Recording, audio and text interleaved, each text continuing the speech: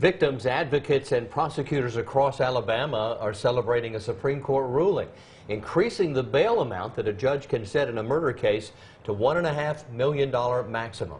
WRBL News 3's Elizabeth White picks up the story live from our East Alabama newsroom. Elizabeth. Well, Phil, Teresa, good afternoon to you. So earlier today, we were able to sit down with Lee County's district attorney who tells News 3 the High Court's decision is potentially life-saving.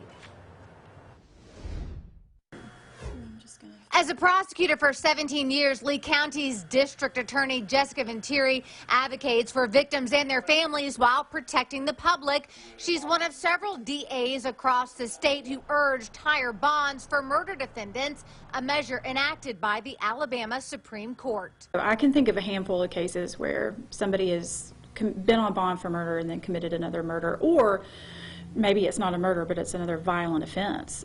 Beginning January 14th, accused killers can now face a maximum bond of $1.5 million. That's 10 times higher than before. Alabama prosecutors have pushed for the change, saying the previous limit of $150,000 was too low. You can have $1.5 million for trafficking in a drug, but it's significantly less for a murder case. I don't understand the logic in that. So the idea that this would be, one of the highest bonds short of a capital murder bond, which could be a no bond, seems appropriate to me when you're committing, in my opinion, one of our most serious felonies. Ultimately, it's up to the judge after hearing from prosecutors and the defense to set bond while considering several factors, including flight risk, public safety, and previous criminal record. Do you think this could potentially save lives?